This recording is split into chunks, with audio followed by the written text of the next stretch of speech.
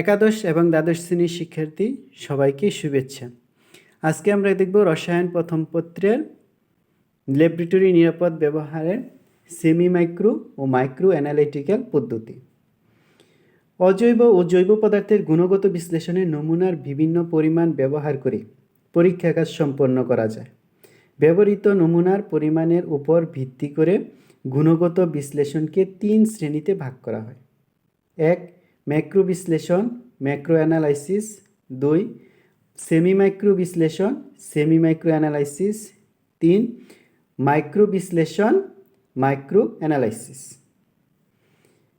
1. Macro বিশ্লেষণে একটি পরীক্ষায় নমুনা পদার্থের প্রায় 0.5 গ্রাম থেকে 2 গ্রাম কঠিন পদার্থ 20 থেকে 30 মিলিলিটার দ্রবণ তৈরিতে ব্যবহৃত হয়।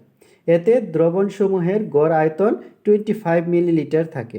বর্তমানে আমাদের দেশের প্রায় সব উচ্চ মাধ্যমিক কলেজে এই পদ্ধতি ব্যবহৃত হয়ে আসছে। এতে রাসায়নিক পদার্থের অপচয় ও পরিবেশ দূষণ ঘটছে। 2. সেমি মাইক্রো বিশ্লেষণে একটি পরীক্ষায় নমুনা পদার্থের প্রায় 0.05 গ্রাম থেকে 0.2 গ্রাম অর্থাৎ 50 মিলিগ্রাম থেকে 200 মিলিগ্রাম কঠিন পদার্থ ব্যবহৃত হয়। দ্রবণের পরিমাণ 2 মিলিলিটার থেকে 4 মিলিলিটার হয়। 3. মাইক্রো বিশ্লেষণে একটি পরীক্ষায় নমুনা পদার্থের পরিমাণ 5 মিলিগ্রাম থেকে 20 মিলিগ্রাম বা তার চেয়ে কম হতে পারে। দ্রবণের আয়তন 0.2 মিলিলিটার থেকে 1 মিলিলিটার করা হয়। এসব পদ্ধতিতে মৌলিক কোনো পার্থক্য নেই, প্রধানত ব্যবহৃত নমুনার পরিমাণে পার্থক্য থাকে। এ কারণে ব্যবহৃত যন্ত্রপাতিতেও পার্থক্য থাকে। ব্যবহৃত নমুনা পদার্থের পরিমাণের উপর ভিত্তি করে সেমি মাইক্রো পদ্ধতিতে সেন্টিগ্রাম বিশ্লেষণ পদ্ধতি বা মাইক্রো পদ্ধতিতে মিলিগ্রাম বিশ্লেষণ পদ্ধতিও বলা হয়। সেমি মাইক্রো বিশ্লেষণ। ম্যাক্রো ও সেমি মাইক্রো পদ্ধতিতে কিছু কিছু বিকল্প বিকারক ব্যবহৃত হয়, যেমন কপার লবণ ও জিঙ্ক লবণের ক্ষারীয়মূলক শনাক্তকরণের কিপ যন্ত্র থেকে হাইড্রোজেন সালফাইড গ্যাস ব্যবহৃত হয়। ম্যাক্রো পদ্ধতিতে সেমি মাইক্রো পদ্ধতিতে কিপ যন্ত্রে প্রস্তুত করা হাইড্রোজেন সালফাইডের পরিবর্তে থায়োএসিটামাইড ব্যবহৃত হয়। এটি দ্রবণের পানির সাথে বিক্রিয়া করে অল্প পরিমাণে হাইড্রোজেন সালফাইড উৎপন্ন করে। সেমি মাইক্রো ও মাইক্রো পদ্ধতিতে খুব অল্প বস্তু ব্যবহৃত হয় বলে বিভিন্ন ভৌত প্রক্রিয়া যেমন পৃথকীকরণ, ধৌতকরণ প্রভৃতি দ্রুত সম্পন্ন হয়। এতে সময় কম লাগে, বিকারক কম ব্যবহৃত হয়, খরচও কম, এতে পরিবেশের উপর প্রভাবও কম পড়ে। তবে এসব পদ্ধতিতে ব্যবহৃত যন্ত্রপাতি দামি হয়, বিশেষত মাইক্রো পদ্ধতিতে ব্যবহৃত যন্ত্রপাতির দাম বেশি। বর্তমানে বিভিন্ন দেশে জৈব, অজৈব ও সাধারণ ভৌত রসায়নে সেমি মাইক্রো পদ্ধতির প্রসার লাভ করেছে। সেমি মাইক্রো পদ্ধতি ব্যবহারের সুফল। 1. সেমি মাইক্রো পদ্ধতিতে কম পরিমাণ বিকারকসমূহ প্রয়োজন হয়। বিকারকসমূহের দাম খুব বেশি, সুতরাং এ পদ্ধতি ব্যবহারে শিক্ষা প্রতিষ্ঠানসমূহের অনেক টাকা সাশ্রয় হবে, যার ফলে অধিক সংখ্যক পিরিয়ডে ছাত্রছাত্রীদের ব্যবহারিক ক্লাস নেওয়া সম্ভব হবে। 2.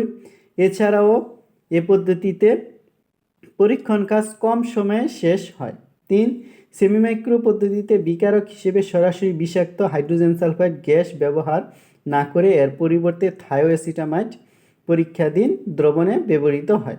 এটি গরম পানির সাথে বিক্রিয়া করে দ্রবণে হাইড্রোজেন সালফাইড উৎপন্ন করে, যার প্রায় সম্পূর্ণ অংশ দ্রবণে থেকে যায় বা বিক্রিয়া করে, ফলে আবহাওয়া হাইড্রোজেন সালফাইড দ্বারা দূষিত হয় না।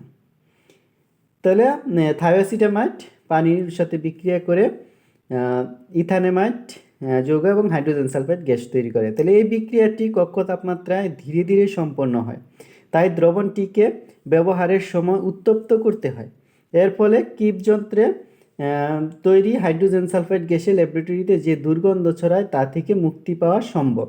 এসব কারণে বর্তমানে সকল উচ্চ মাধ্যমিক কলেজে সেমি মাইক্রো অ্যানালিটিক্যাল পদ্ধতিতে পরীক্ষণ কাজ সম্পাদনের সুপারিশ করা হচ্ছে। মাইক্রো অ্যানালিটিক্যাল পদ্ধতি। মাইক্রো পদ্ধতি সবচেয়ে আধুনিক, তবে এতে বিশেষ ধরনের দামি যন্ত্রপাতি প্রয়োজন হয়। মাইক্রো পদ্ধতিতে ব্যবহৃত কাজ সামগ্রী যথাযথ ডিজাইন করে রূপান্তর করা হয়। এর উদ্দেশ্য হলো কম বজ্র, কম রাসায়নিক পদার্থের ব্যবহার ও কম দূষণ। মাইক্রো পদ্ধতির যন্ত্রপাতি। বিশ্লেষণ পদ্ধতিতে ব্যবহৃত কাঁচ ও প্লাস্টিকের যন্ত্রপাতির মধ্যে micro conical flask, micro beaker, micro platinum crucible, micro platinum পেসুলা, ইলেকট্রিক ডিজিটাল ব্যালেন্স, ক্যাপিলারি গলনাঙ্ক নির্ণয় যন্ত্র ইত্যাদি রয়েছে। এছাড়া মাইক্রো পদ্ধতিতে যৌগের পৃথকীকরণ, পরিমাণগত বিশ্লেষণ ও গাঠনিক কাঠামো নির্ণয়ে ব্যবহৃত উচ্চ ক্ষমতা সম্পন্ন যন্ত্রপাতি হলো 1. ক্রোমাটোগ্রাফি, 2. স্পেকট্রোমেট্রি, আর 3. Thermo analysis, 4. পারমাণবিক শোষণ প্রণালী, 5. এক্স রে ব্যতিচার যন্ত্র। তাহলে ক্রোমাটোগ্রাফিতে ব্যবহৃত হয় হাই পারফরমেন্স লিকুইড ক্রোমাটোগ্রাফি এবং জেল পারমিশন লিকুইড ক্রোমাটোগ্রাফি। আর স্পেকট্রোমেট্রিতে ব্যবহৃত হয় আইআর রশ্মি, ইউভি রশ্মি, এনএমআর, ফ্লোরোসেন্স, মাস স্পেকট্রাম। থার্মো অ্যানালাইসিসে ব্যবহৃত হয় ডিফারেন্সিয়াল স্ক্যানিং ক্যালোরিমিটার। আর পারমাণবিক শোষণ প্রণালীতে ব্যবহৃত হয় অ্যাটমিক অ্যাবসর্পশন স্পেকট্রোস্কোপি। আর এক্স রে ব্যতিচার যন্ত্রে ব্যবহৃত এক্স রে ডিফ্রেকশন। এসব উচ্চ ক্ষমতা সম্পন্ন যন্ত্রপাতিতে ম্যাক্রো পদ্ধতির তুলনায় ব্যবহৃত নমুনার পরিমাণ 10 থেকে 100 ভাগ কম হয়। যেমন জৈব যৌগের গাঠনিক কাঠামো নির্ণয় পরীক্ষাসমূহ আইআর, এনএমআর, ইউভি, বিস ইত্যাদিতে 1 মিলিলিটারের কম নমুনা ব্যবহৃত হয়।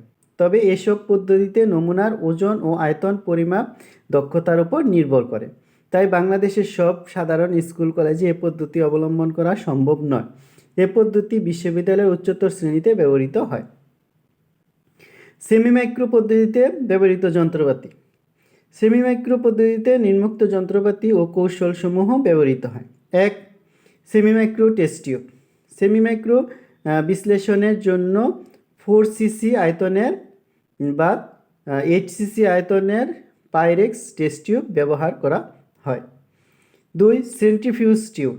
কোনো অদক্ষেপকে এর শেষ দ্রবণ হতে সেন্ট্রিফিউগেশন দ্বারা আলাদাকরণের জন্য 3 সিসি আয়তনের ক্রমশ সরু তলা বিশিষ্ট টেস্ট টিউব ব্যবহার করা সুবিধাজনক। 3. সেন্ট্রিফিউজ যন্ত্র। সেমি মাইক্রো পদ্ধতিতে হস্ত এবং বিদ্যুৎ চালিত 2 ধরনের সেন্ট্রিফিউজ যন্ত্র ব্যবহৃত হয়।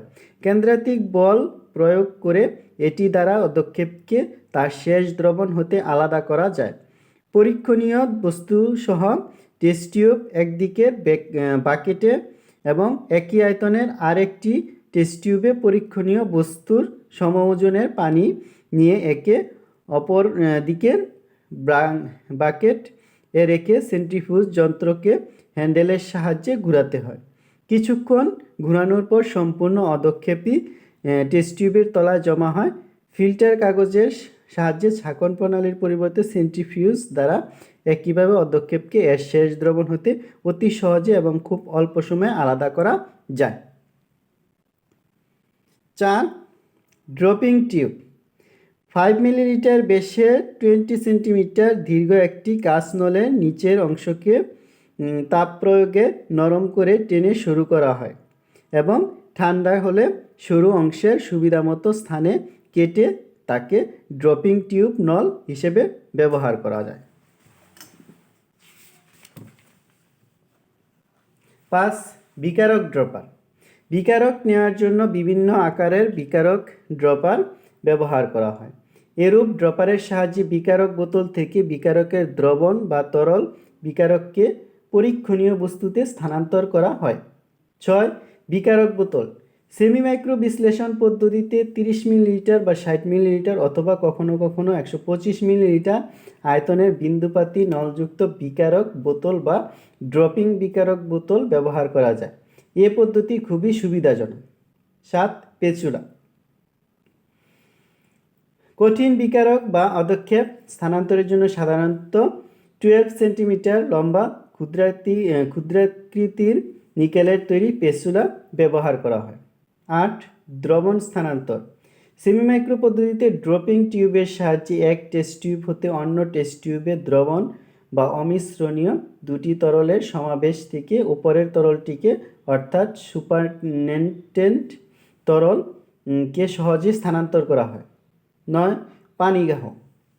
সেমি মাইক্রো বিশ্লেষণের জন্য একটি 250 মিলিলিটার বিকারে অর্ধেকের বেশি পানি নিয়ে তা ফুটিয়ে পানিগাহ তৈরি করা হয়। এরূপ পানিগাহের ফুটন্ত পানিতে দ্রবণ সহ টেস্ট টিউবকে প্রায় অর্ধেক পর্যন্ত ডুবিয়ে রেখে তাপ দেওয়া যায়। 10. বাষ্পীভবন।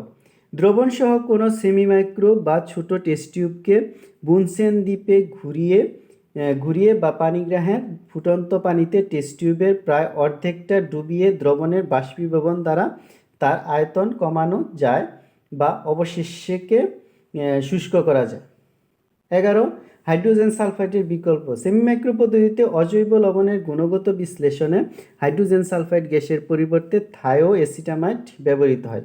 এটি গরম পানির সাথে বিক্রিয়া করে দ্রবণে হাইড্রোজেন সালফাইড উৎপন্ন করে এর সম্পূর্ণ অংশ দ্রবণে থেকে যায় বা বিক্রিয়া করে, ফলে পরিবেশ দূষিত হয় না। তাহলে এই থায়োএসিটামাইড পানির সাথে যুক্ত হয়ে এসিটামাইড তৈরি করে আর হাইড্রোজেন সালফাইড। তাহলে এই বিক্রিয়া সাধারণ তাপমাত্রায় খুব ধীর গতিতে সম্পন্ন হয় বলে ব্যবহারের সময় দ্রবণকে উত্তপ্ত করতে হয়। ম্যাক্রো ও সেমি মাইক্রো বিশ্লেষণের মধ্যে তুলনা। পার্থক্যের বিষয় ম্যাক্রো বিশ্লেষণ, সেমি মাইক্রো বিশ্লেষণ। গৃহীত বস্তুর ভর 0.5 গ্রাম থেকে 2 গ্রাম বস্তু ব্যবহৃত হয়। আর সেমি মাইক্রো বিশ্লেষণও 50 মিলিগ্রাম থেকে 200 মিলিগ্রাম বস্তু ব্যবহৃত হয়। দ্রবণের আয়তন 20 মিলিলিটার থেকে 30 মিলিলিটার দ্রবণ বিশ্লেষণে ব্যবহৃত হয়। আর সেমি মাইক্রো বিশ্লেষণ পদ্ধতিতে 2 মিলিলিটার থেকে 4 মিলিলিটার দ্রবণ বিশ্লেষণে ব্যবহৃত হয়। তরল পরিমাপ যন্ত্র। ম্যাক্রো বিশ্লেষণে মেজারিং সিলিন্ডার আর সেমি মাইক্রো বিশ্লেষণে ব্যবহৃত ক্যাপিলারি টিউব। ব্যবহৃত হাইড্রোজেন সালফাইডের উৎস। ম্যাক্রো বিশ্লেষণে কিপ যন্ত্রে ফেরাস সালফাইড ও লঘু সালফিউরিক অ্যাসিড থেকে উৎপন্ন ও জমা হাইড্রোজেন সালফাইড ব্যবহৃত হয়। আর সেমি মাইক্রো বিশ্লেষণে থায়োএসিটামাইড থেকে বিক্রিয়ায় পরিবেশে হাইড্রোজেন সালফাইড উৎপন্ন ও ব্যবহৃত হয়। পরিবেশের উপর প্রভাব। ম্যাক্রো পদ্ধতিতে বজ্র কেমিক্যাল বেশি হয়, পরিবেশে অধিক ক্ষতিকর প্রভাব পড়ে। সেমি মাইক্রো পদ্ধতিতে বজ্র কেমিক্যাল কম এবং হাইড্রোজেন সালফাইড এক্ষেত্রে বাতাসে মিশে না, তাই পরিবেশ দূষণ কম হয়। পরীক্ষাকালীন সময় ম্যাক্রো বিশ্লেষণের সময় বেশি লাগে আর সেমি মাইক্রো বিশ্লেষণের সময় কম লাগে। সেমি মাইক্রো ও মাইক্রো বিশ্লেষণের মধ্যে তুলনা। পার্থক্যের বিষয় সেমি মাইক্রো বিশ্লেষণ, মাইক্রো বিশ্লেষণ। গৃহীত বস্তুর ভর 50 মিলিগ্রাম থেকে 200 মিলিগ্রাম বস্তু বিশ্লেষণে ব্যবহৃত হয়। আর মাইক্রো বিশ্লেষণে 5 মিলিগ্রাম থেকে 20 মিলিগ্রাম বস্তু বিশ্লেষণে ব্যবহৃত হয়। দ্রবণের আয়তন 2 মিলিলিটার থেকে 4 মিলিলিটার দ্রবণ বিশ্লেষণে ব্যবহৃত হয়। আর মাইক্রো বিশ্লেষণে 0.2 মিলিলিটার থেকে 1 মিলিলিটার দ্রবণ বিশ্লেষণে ব্যবহৃত হয়। তরল পরিমাপ যন্ত্র। সেমি মাইক্রো বিশ্লেষণে ক্যাপিলারি টিউব ব্যবহৃত হয় আর মাইক্রো ক্যাপিলারি টিউব ব্যবহৃত হয়। ব্যবহারের ক্ষেত্র। সেমি মাইক্রো বিশ্লেষণ সাধারণভাবে যৌগের পৃথকীকরণ, পরিমাণগত বিশ্লেষণ ও গাঠনিক কাঠামো নির্ণয় করা হয়। আর মাইক্রো বিশ্লেষণ পদ্ধতি সাধারণত অধক্ষেপণ পদ্ধতি, বেয়ার ল্যাম্বার্ট সূত্র ভিত্তিক উচ্চ ক্ষমতা সম্পন্ন ক্রোমাটোগ্রাফি ও স্পেকট্রোমেট্রিতে ব্যবহৃত হয়। 5. পরিবেশের উপর প্রভাব। সেমি মাইক্রো বিশ্লেষণ পদ্ধতিতে বজ্র কেমিক্যাল কম, তাই পরিবেশ দূষণ কম হয়। মাইক্রো বিশ্লেষণে বজ্র কেমিক্যাল নগণ্য, তাই পরিবেশ দূষণের মাত্রা নগণ্য। তাহলে এই হচ্ছে আমাদের আজকের বিষয়। তাহলে সবাইকে ধন্যবাদ।